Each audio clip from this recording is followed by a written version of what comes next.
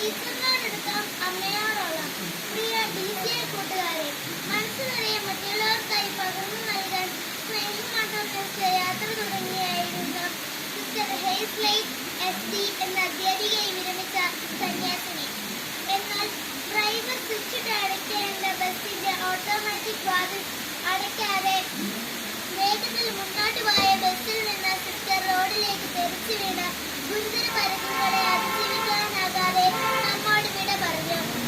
കോതമംഗലം റോഡിപ്പിള്ളിയിൽ വച്ചുണ്ടായ അപകടത്തിലാണ് ഇക്കഴിഞ്ഞ വർഷം മൂന്നുക്കൽ ലിറ്റിൽ ഫ്ലവർ ഹൈസ്കൂളിൽ നിന്ന് വിരമിച്ച നിരവധി മേഖലകളിൽ സജീവ ശുശ്രൂഷ ചെയ്ത് വന്ന നല്ല അധ്യാപികയായ സിസ്റ്ററിന് ഇന്നലെ ജീവൻ നഷ്ടമായത്.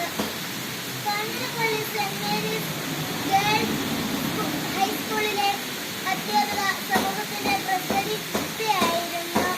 ഏവർക്കും പ്രിയങ്കയായിരുന്ന സ്വപ്ന രാജേഷ് ടീച്ചർ 10C ക്ലാസ് ടീച്ചറും സ്റ്റാഫ് സെക്രട്ടറിയും അധ്യാപകരുടെയും വിദ്യാർത്ഥികളുടെയും മാനേജ്മെന്റിന്റെയും ബഹുമാനവും ആഹ്ലാദമായിരുന്ന സ്വപ്ന ടീച്ചർ ഇന്നലെ നന്നായി പഠിപ്പിച്ച് എല്ലാവരെയും സന്തോഷിപ്പിച്ച് വീട്ടിലേക്ക് പോയതാണ്. പതിവ് വരെ ഇന്ന് രാവിലെ സ്കൂളിലെത്താമെന്ന പ്രതീക്ഷയിലാണ് പ്രിയ ടീച്ചർ പോയത്. എന്നാൽ വീട്ടിൽ വെച്ച് പെട്ടെന്ന് ഹൃദയാഘാതം ഉണ്ടാവുകയും ജീവൻ നഷ്ടവുമാണ് ഉണ്ടായത്.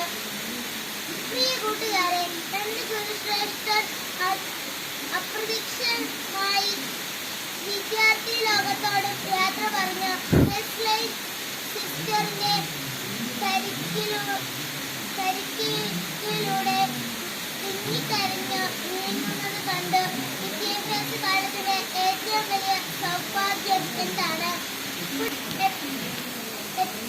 A+ വാങ്ങുന്നതോ കാലാതികാലമോ പ്രതിഭയോ ആകുന്നതോ ആണ്.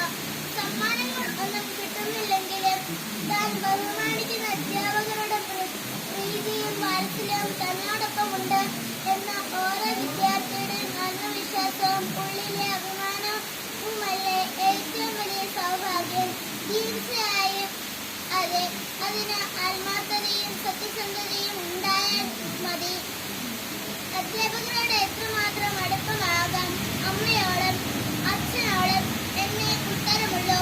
നമ്മുടെ ഭാരതീയ ദർശനത്തിൽ മാതാവും പിതാവും ഗുരുവും ദൈവതുല്യരാണ്. ഗുരു ദേവോ ഭവ എന്നു തന്നെയാണ് നമ്മുടെ പ്രമാണം. ദൈവതുല്യമാണ് ഗുരുസ്ഥാനം. ഗുരുത്വം എന്ന മഹാകൃപ വിദ്യാർത്ഥിയിലേക്ക് വർഷിക്കാൻ ഉള്ളിൽ വെളിച്ചമുള്ള ഗുരുവിന് മാത്രമേ കഴിയൂ. അതിനാൽ നമ്മുടെ എല്ലാ അധ്യാപകരെയും നമുക്ക് അങ്ങേയറ്റം ആദരിക്കാൻ ഒട്ടും ബാക്കി വയ്ക്കരുത്. അവരെ അമ്മയെ പോലെ സ്നേഹിക്കുക. സ്നേഹമൊട്ടും കുറച്ചു കളയരുത്. അവരോട് ഹൃദയം തുറന്ന് സംസാരിക്കാം. മറ്റൊരവസരത്തിലേക്ക് മാറ്റി വെക്കരുത്. പിന്നീട് അവസരം കിട്ടിയെന്ന് വരില്ല. സ്വപ്ന ടീച്ചറിനോടും ഹെയ്സ്ലൈറ്റ് സിസ്റ്ററിനോട് പിന്നീട് പറയാനായി അവരുടെ പല വിദ്യാർത്ഥികളും മാറ്റിവെച്ചത് അവരുടെ ഉള്ളിൽ ബാക്കിയാവുകയാണ്.